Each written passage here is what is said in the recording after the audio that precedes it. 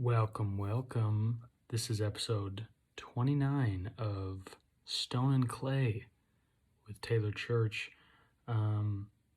Listen, I'm drinking a Shasta caffeine-free grape soda right now. It's 2:36 a.m. Looking to get a little weird tonight. I literally just bought a flight to Brazil. It was on my New Year's resolutions to get back to Brazil. It's where I served the Lord for a couple years ago. And when I say a couple, I mean a bundle. And yeah, I haven't been back, and I've always wanted to get back, and so I just bought a ticket. They were cheap. Apparently there's some pandemic going around, so flights are cheap.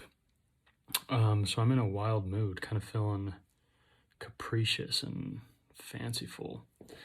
But yeah, I'm drinking that Shasta. Listen, if you don't know what Shasta is, if you think it's a town in California, you grew up rich, and you need to get back to your roots. You need to get to the grocery store and hit that part of the soda aisle that's got the knockoffs, where you can get like a 24 pack of soda for like 6 cents, and you try this Shasta. It's delicious. All grape soda tastes the same anyway. The Shasta Cokes, that's where it gets a little dark. You get kind of a funky metallic aftertaste. The Shasta fake Mountain Dew, you got your like Shasta Lightning or whatever. It's okay, but the Shasta grape soda, orange soda, root beer, they all taste the same, dude. Anyway, this is a solo episode. We have 0 guests here today. I kind of like these episodes. I think a lot of people prefer the episodes with guests because if you tune in, you already know me, you know what I'm about, but you get to hear these interesting stories from different people. But I like these solo episodes. It gives me a chance to kind of just talk about whatever, get a little more intimate with you maybe. But I talked about doing a Christmas episode, and I wanted to do a New Year's episode, but I was with fam, and it just didn't make sense to like step away and record an episode. So I'm kind of combining them today. And I know Christmas already happened, but it'll be back in like 11 and a half months, 11 and 3/4 months. So it's never too early to talk about Christmas. But I just had a few Christmas questions people asked, and some questions about 2021, the new year, 2020, the kind of trash fire 2020 was, some New Year's resolutions, some optimistic outlooks. I'm just going to kind of get into a few things, some questions people posed, and there's some good ones. So yeah, we'll start with Christmas. Somebody asked thoughts on the Santa lie, and will you do it to your children? I assume they mean the lie you tell your children that Santa exists when he does not exist, which, listen, I literally thought this was a funny question because I'm like, of course I'm going to tell my children there's a Santa Claus. Like, the notion that you think you're being like an evolved human and a like conscientious, hyper progressive parent by telling your children 0 lies makes 0 sense. If you're uncomfortable with mythology and outlandish stories and fabricated truths wrapped up in allegories, then you shouldn't talk to your kids, because there are things that your kids are going to ask, or going to be curious about, and if you're of this opinion that you're not going to lie to them about anything, that means not only do you tell them Santa's a fraud, and that all their friends that believe in Santa are idiots, and their parents are liars. But it also means when they ask why mommy's sad and won't get out of bed, that means you're ready to explain to them what postpartum is. And you're ready to explain to them that mom's not just sad, she's clinically depressed. Okay, that can get a little hairy when your child is 4 or 5 years old, but you want to be honest, right? You want to be honest with your kids. What do you tell your kids if honesty is kind of the gold standard? You want to be fully honest and transparent. What do you say to your kids when they ask about Uncle Theo that is in jail and did some pretty unsavory things? Do you tell them? Do you tell them those things he did? Well, of course not at first, right? You just say, oh, well, we're going to be honest with you because we know you can handle it.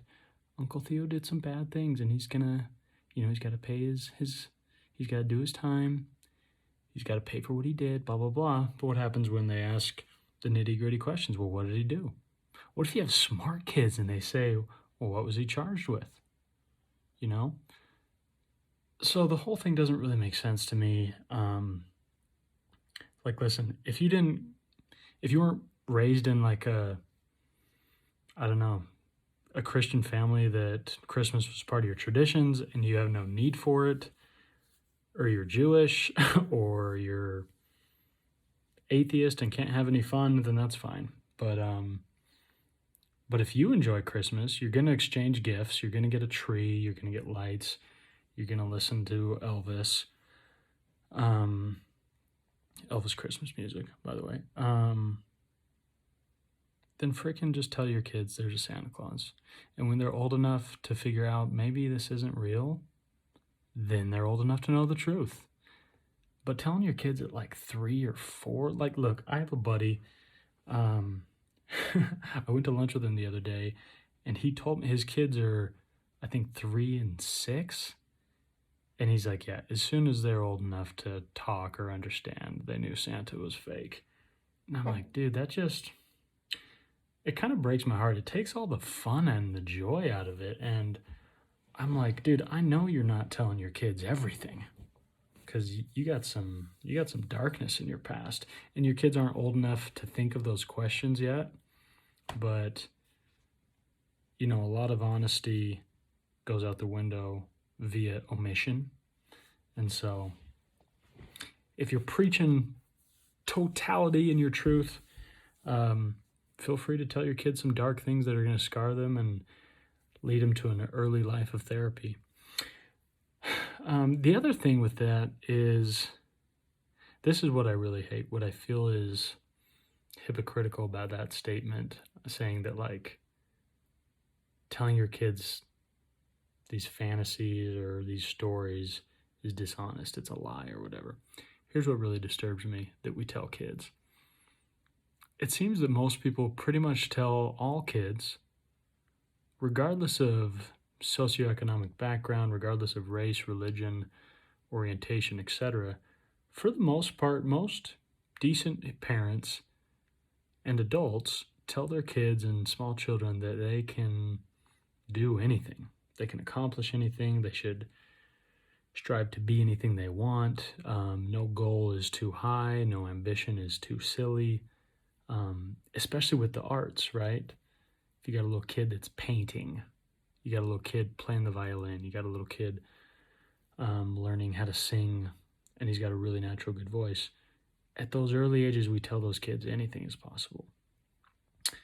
But, and I'm not sure when it happens, but a lot of times when kids become adults,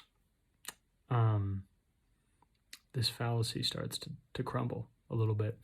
And adults and parents start to tell their kids to do the rational thing and the most sensible thing and the secure thing and the safe thing. They want their kids to get an accounting degree instead of going into liberal arts. They want the kid to go to medical school instead of dropping out and touring the country with their band to 3 cities. They want their kid to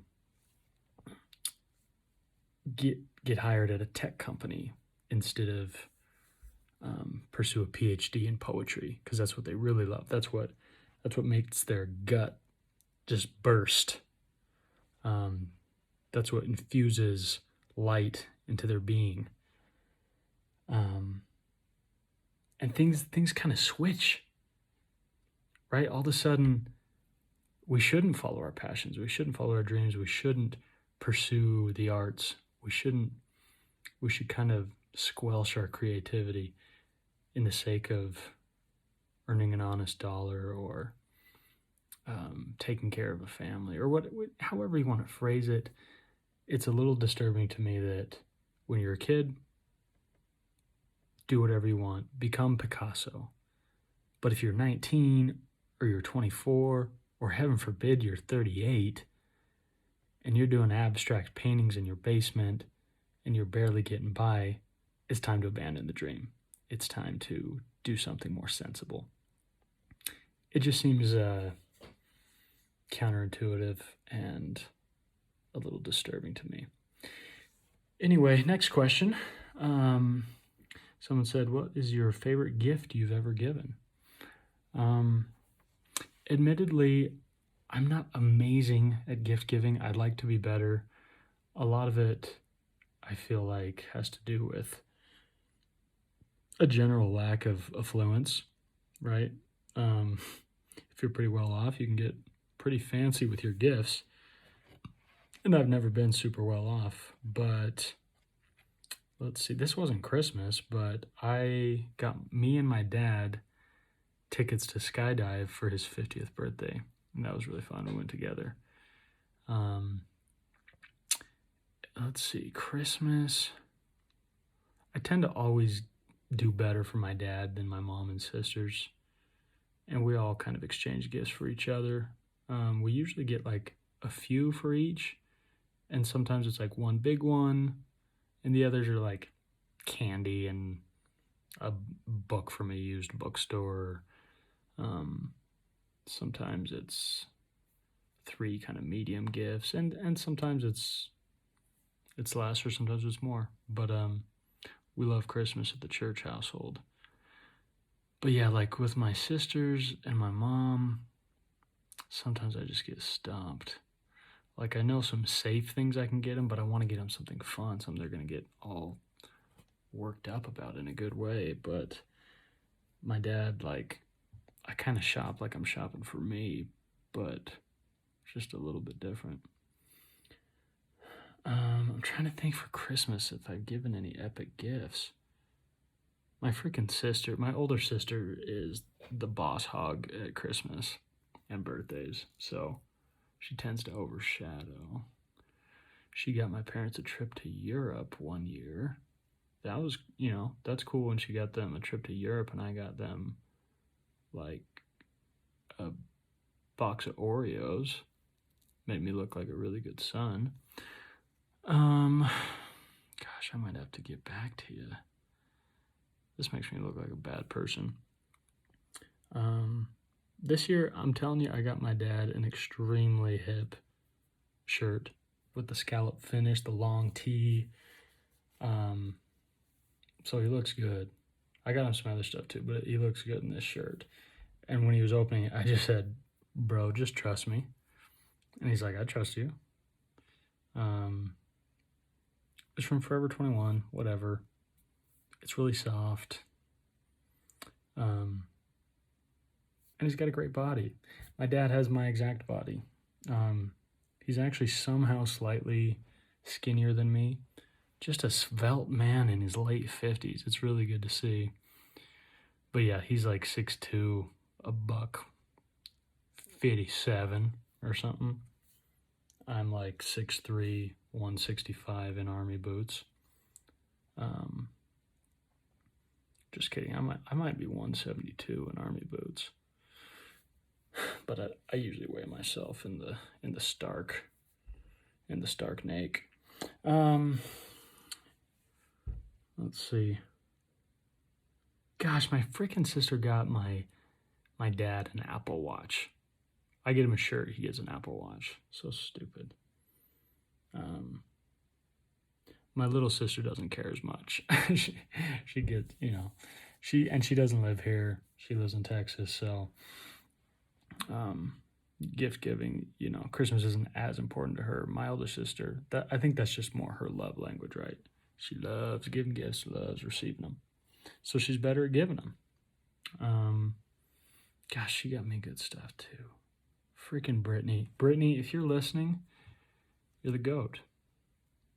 You're the goat.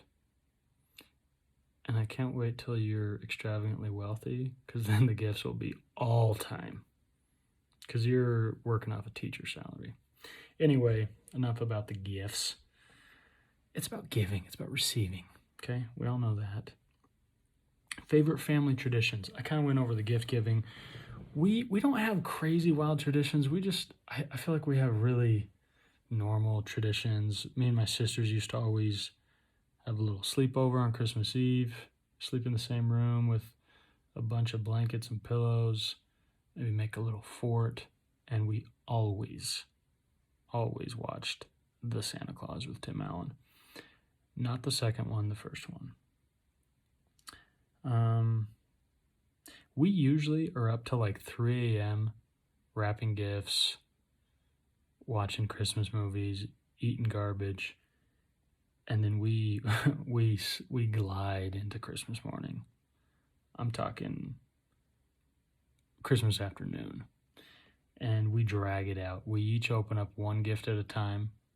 We don't bum rush the Christmas tree in the morning and just start ravaging gifts. We go pretty slowly.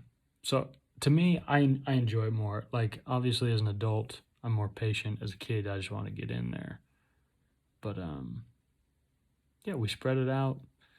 We hit the stockings. Then we have some breakfast. My mom always makes like sausage egg McMuffins on Christmas morning. I don't know why. Doesn't sound Christmassy, but it feels Christmassy to us. And that's what I'm about. I'm about your traditions that you enjoy, even if they don't make any sense. I like the type of people that are like, listen, on Thanksgiving we eat Popeyes. that's what we do. It's crispy. It's good for us. It's orange. There's a lot of oranges in Thanksgiving, with the pumpkins and the autumnal themes. So yeah, we eat at Popeyes. I like that weird stuff. And I wish our family had more weird stuff. But when I get married and have my own family, we're going to get weird on holidays. Next cue. Did you write Santa a letter when you were a child? I actually didn't. And it's kind of surprising because I'm a writer now. I like writing letters. I love the written word. I like the idea of writing Santa a letter. And I was a big time believer. I believed longer than I should have. My parents probably could have told me a couple years before, but I was in it. I was dedicated to the whole Christmas game. And when that came on crumbling down, it really hurt me. I remember, because it was probably like November or December, all these Christmas shows and movies are starting to pop up on TV. And I think it was Family Matters. Family Matters got me. It was some scene, or it might have been Fresh Prince. I know it was a black family. That much I recall. Some 90s black family sitcom ruined Christmas for me. But it wasn't, it was time. It was time. I was old enough. But it was some, in the show, some kid was getting made fun of because he still believed in Santa. And I was like, what? And so I hit up my mom. I'm like, listen, what is up with these kids that like don't believe? I just don't get it. Like, what is their deal? And I just kept asking, probing. And I honestly wasn't in doubt. I was just inquisitive. And I broke my mom down, and the web of lies came tumbling down. And I was devastated. Started crying. I was probably, gosh, how old was I? I was probably, I was at least, at least 8 years old. 8 years old at the lowest. I think I was like 10 or 11. I was a believer, dude. Still hurts to think about. But yeah, she broke me the news. I wept like a child because I was a child. Give me a break. And that was it. So, to answer the original question, I would make lists of things I wanted, give them to my parents, who I assumed were submitting those lists to Santa Claus in the Arctic regions. But, you know, when you look back, you're like, wait a second. How are mom and dad so dialed in with Santa? How do they know his whereabouts, his address? I don't have that information. But bro, this was pre-internet, at least pre-good internet. You know, this was the internet with that wild dial-up noise when you're trying to get on. You don't even, if you're young, you don't even know what I'm talking about. You would have to Google old internet. Google old internet. See what you find. But yeah, I would write these lists, and I would also write thank you cards, like that I wanted, that I would set out on Christmas Eve for Santa. You know, just expressing my gratitude and for all he did, and you know, he was a good guy. So ultimately, I was just giving my parents thank you notes addressed to the wrong person for a lot of years. But that's good energy. That's a good thing to do. So yeah, never actually wrote him a letter. I guess my parents just never brought it up. Weren't like, hey, you want to write Santa a letter? Because they're probably like, we don't have his address because he ain't real. So it's kind of weird to ask our son to write us a letter addressed to somebody else. So good for them, I guess.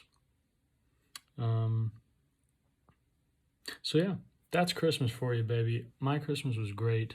It was just me and my parents. And then because my older sister, who is close by, was with her husband and their family, and they have one child, sweet little baby Evie, who's 4, not quite a baby, but anyways, they came back. We stayed at their house, and then a few days later, we celebrated Christmas with them. So we kind of had 2 Christmases. I told you we dragged this out, but it was awesome. So we had 2 Christmases, super low key, ate a large amount of food that might not be good for my arteries, but I'm not a doctor, so it could be great for my arteries. And definitely some things I've been told aren't great for my teeth. But again, I'm not a dentist. You know? I'm a writer. What do I know? Watched a lot of Schitt's Creek with my mom. Because me and my sister love it. And we said, Mom, you're about to love it. And my dad's like, yeah, that's all right. But, you know, he didn't get into it. But me and my mom watched a lot of Schitt's Creek deep into the night. So Christmas was awesome. I'm a big fan of it. But let's get into the new year. 2020. What can I say about 2020 that hasn't been said by everybody on the internet every second of 2020 since COVID, right? It's honestly been extremely annoying and exhausting, and I don't want to make people feel bad for expressing themselves, but it's just a deluge of complaining about the year. And I know it's been hard and it's been a disaster and it's a freaking pandemic. But, and I know a lot of people feel like this. They're just kind of over it, right? of course, we're all over it. We all want 2020 to be over, but we also want the pandemic to be over, to be gone, to be through with. But yeah, just bemoaning the year just doesn't, I don't know, it doesn't bring me any joy, it doesn't bring me any solace. So I'll tell you what, I, of course, had my own trials and difficulties. My grandpa passed away this year, not COVID related, just an old dude, just a very old dude. Had a little bit of heartbreak this year. Nothing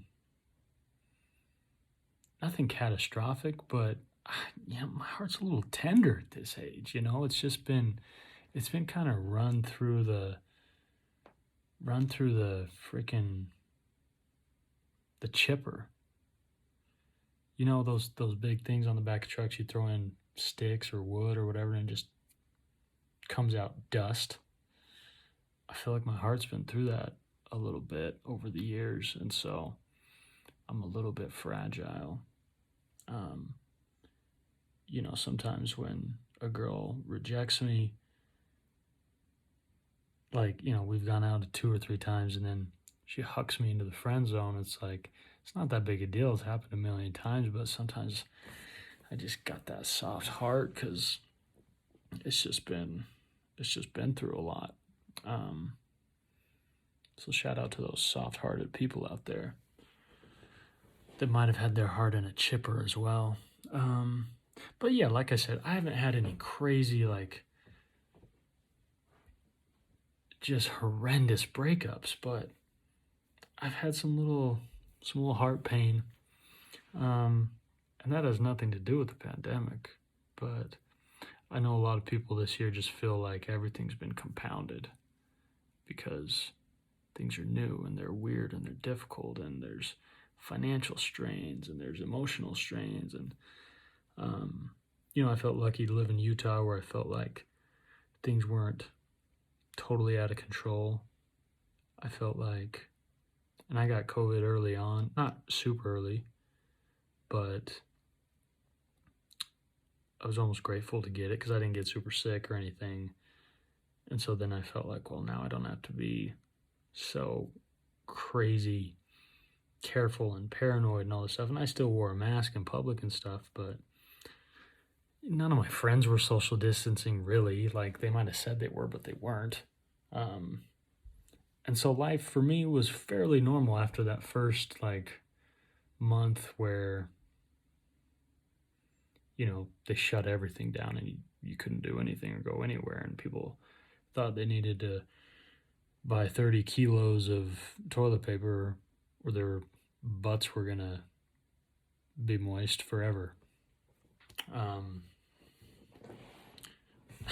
My old roommate bought a bidet, which I thought was the smartest thing a human could do, even though we had a bit of a falling out.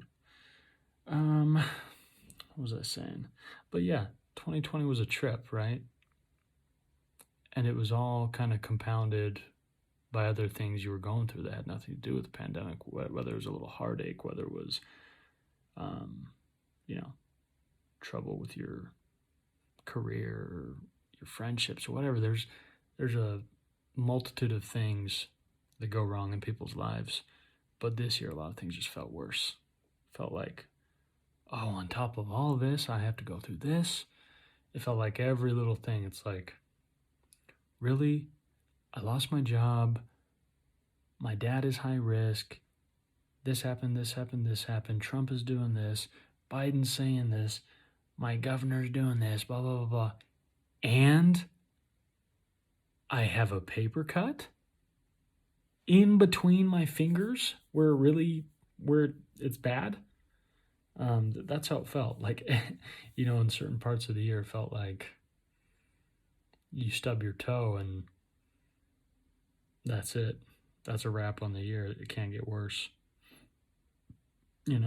Or the line's extra long at the grocery store and somebody looks at you weird because your mask has kind of slipped down 3 millimeters because you happened to breathe and your jaw moved. And and somehow they think the coronavirus flew out of your nostril, that little tiny opening, and flew into the system of somebody else and killed them. So yeah, it was a funky year. And just because it's 2021 doesn't mean it's over, but it's kind of, fortuitous that it seems like we're kind of nearing the end of the road with the vaccine and whatnot as we kind of gallop into 2021. So that's a good thing. It's good to have something to be hopeful about. But to kind of surmise what I've been saying, I don't think it's super helpful to look back on 2020 as a poop fest.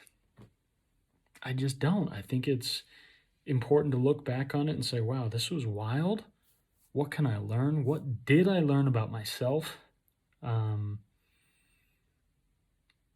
if something wild like this happens again, what am I going to do? How am I going to be prepared? Not so much monetarily, physically, all this stuff, but emotionally. I think so many people got checked this year on where are you emotionally? What can you handle? And what are you going to do in a time of crisis? Because that's what this was. This was a time of crisis. And when things change and they're unpredictable and your routine is thrown out the window, what are you going to do?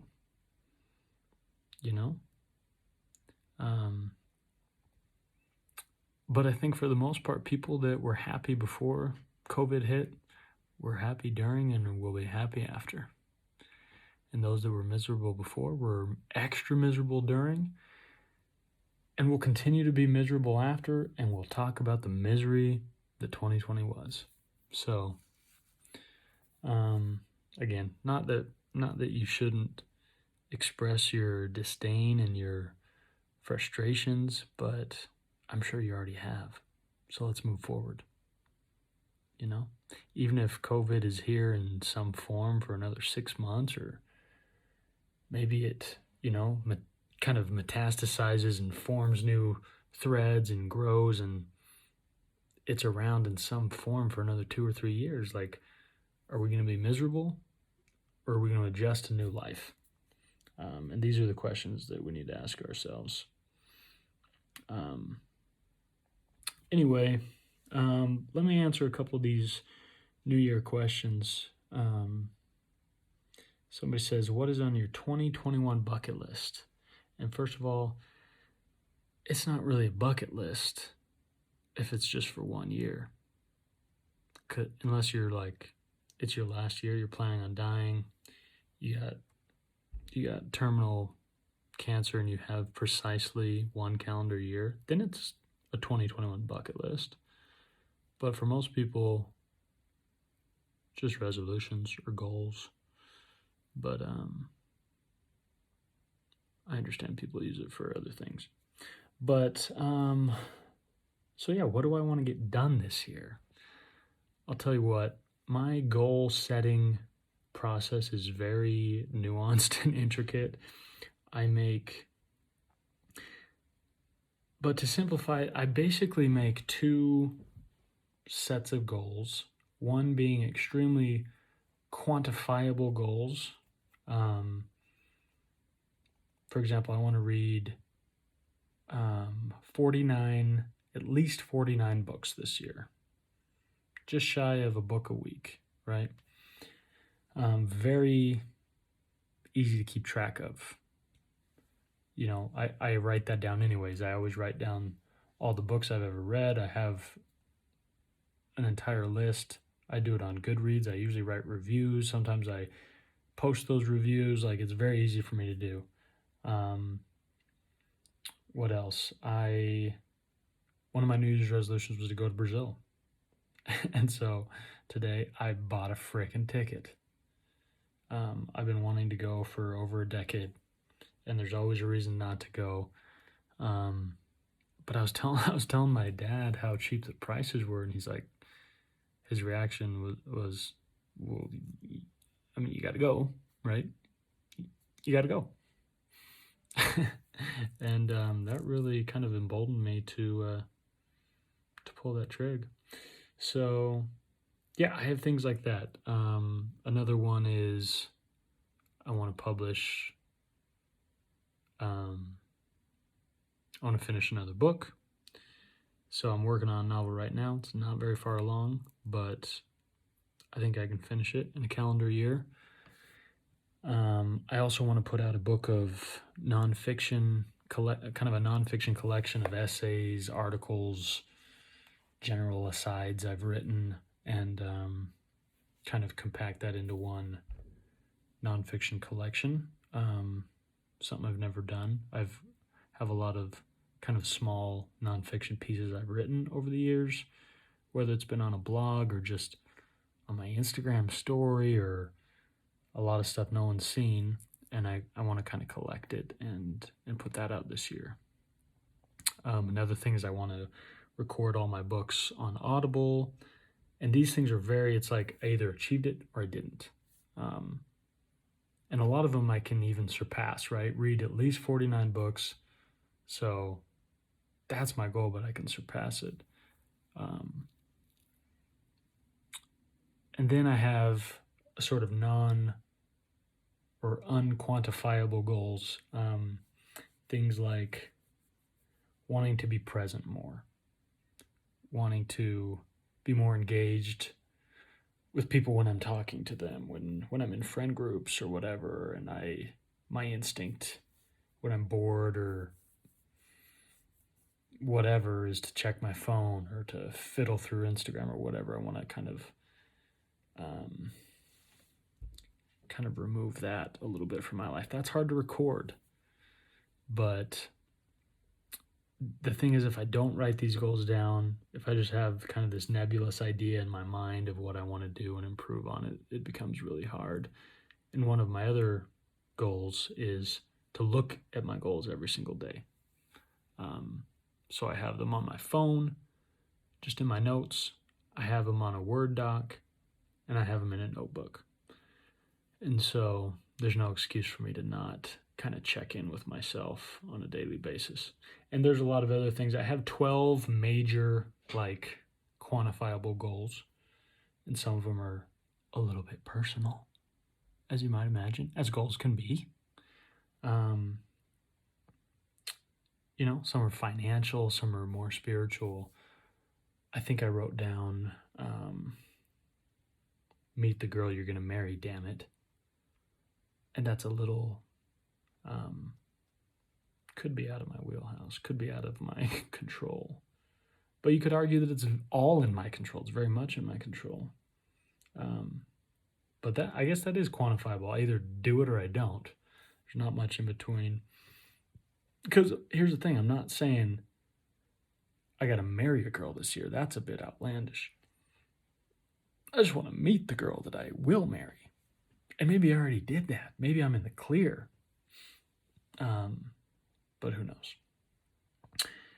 Next question. Do you feel like you achieve the goals you set each year, or do they kind of fizzle out? Kind of that February fizzle. We're all guilty of, where we're super ambitious January 1, or in a lot of people's cases, I feel like a lot of people this year got extra ambitious on January 3rd because it was a Monday, and they're like, well, you can't start a year off on a weekend. Like, that doesn't really work. You got to start your goals on a Monday. And so I think a lot of people took a couple extra days as freebies. Maybe it was January 4th. I don't know. But they took those freebies, and now it's go time.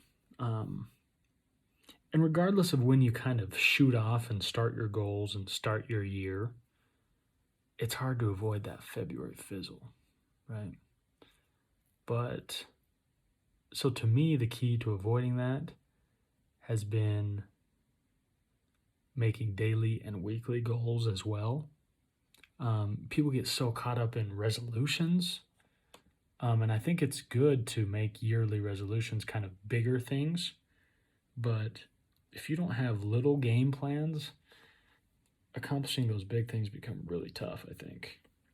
So for me to avoid that February fizz, I got to have daily goals and sometimes I suck at it, but I'm in a good groove right now, so I think I'm gonna avoid that fizzle. Um, Hopefully avoid that, that monotonous March, that that kind of janky June. You know what I mean? Like there's a lot of months that can bring some struggle. But the other thing is, I told somebody the other day, it's like people get so serious about their resolutions and they get so down on themselves when they abandon them or they give up or they quit. But I look at it like this. It's just like life. Like you can't be afraid to say, okay, this goal is unrealistic. It's out of my reach. It was overly ambitious. I'm going to scrap it and recalibrate, you know? Cuz if I'm in August and I've read 3 books, my goal to read 49 is now kind of ridiculous. Like I could still do it, but then everything else is going to go by the wayside because if that's my main goal, I'm just going to read all day and not accomplish much else. And, if that's your number one thing, then okay. But if you got a bunch of goals you want to accomplish, you got to be okay with recalibrating and saying, this goal is just, it was a little bit dependent on this and this, and those things didn't work out. So now it's a bit impossible, or it needs to be rewritten. And that's okay. And you also can't be afraid to add goals. Be like, well, listen, this opportunity arose, which enables me to accomplish this now. And so now this needs to be a major goal because it's possible now, right? New possibilities emerge. And so you shouldn't be beholden to, the week before January 1st making goals. You should be doing them all the time. You should basically have a notebook or on your notes on your phone or a Word document. You should have some place where you're constantly writing down things you want to do, want to accomplish, want to achieve, want to realize, but also game plans, how you're going to get there.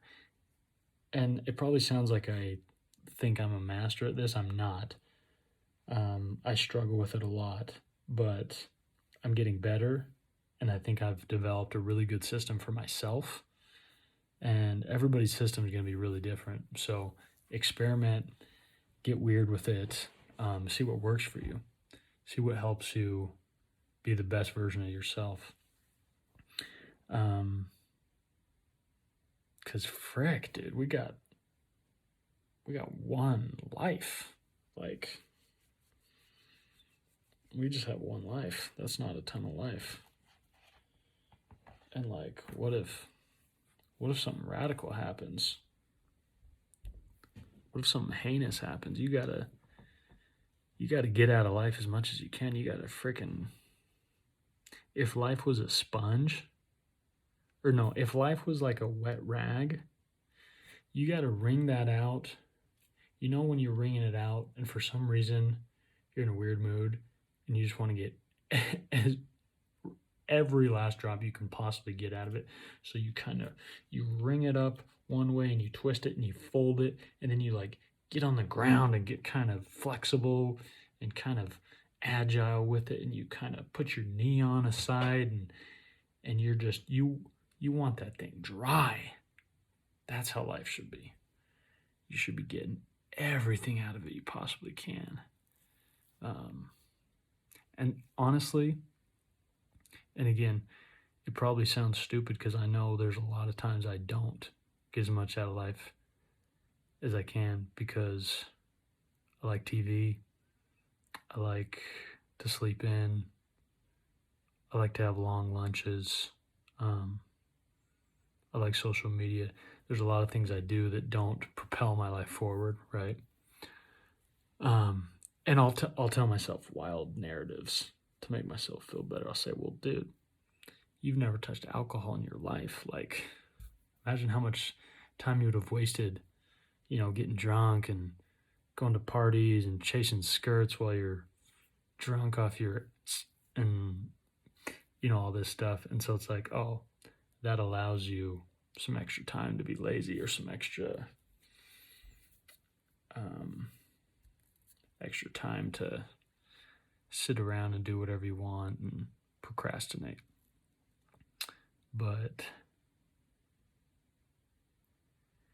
yeah, there's just I don't know, I'm passionate about it, because when you really wring out that rag of life, that's when things start to get really, really beautiful and really, really meaningful.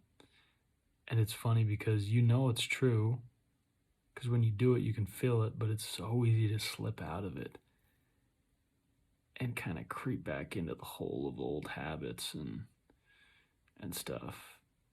But dude, I was telling my friend today, my friend's going through a hard time. He's struggling with some addiction, and he relapsed the other day, and I said, bro, and listen, I don't, I'm not an expert on addiction. I'm not a counselor or anything, but I said, listen, dude, life is full of, people always say life is, it ebbs and flows. It has hills and valleys. I said, yeah, it has hills and valleys, but it also has wild ditches and ravines and hilltops and mountainsides and Piedmonts and lakes. It has every level, and you can't get so discouraged because you're in a valley instead of on a hill. It's like, dude, be grateful you're not in a ditch. Be grateful you didn't step on a landmine. Like, life is freaking wild. And so just because you're down, man, that doesn't mean anything. That just means that's just where you are. But it's so easy to just kind of kick ourselves and stay down. When you're in a ditch, it's easy to just kind of settle down in that mud and kind of just hide your face and bury your limbs deeper into the sludge. I don't know why that is. You see the light outside of the hole. It's better out there. There's more joy. But it's just easier to sulk and sit in your sadness and kind of wallow in your decrepit state. It's just how it is. But I don't know, that imagery helped me to think, like, yeah, life is hills and valleys, blah, blah, blah, but there's also so much more. There's so much more than a little hill on the other side. There's a freaking Mount Everest to get to. They're the Himalayas, baby. And just because you're in a valley, like, it can get a lot worse, man. It can get a lot worse. There can be a wild mudslide, and you're 10 miles down the river, and you got no hope. But sometimes when you're in just a little bit of a valley, it feels like you have no hope. It feels like you just stepped on a landmine, an emotional landmine. Anyway, I'm talking in circuitous routes that are confusing even to myself. But listen, I really appreciate everybody that listens to this podcast. I don't know how many there are. I actually do, because I look at the analytics, but I don't know who they are. I know some of them, but it doesn't show me individual users or listeners. I just know the numbers. But I'm extremely grateful. Somebody told me today they were just started listening to me on their way to work, and they really like it, and it really just meant the world to me. Like, you can tell me I'm pretty, and I appreciate it, and it adds a little pep to my step. It kind of adds youth to my life.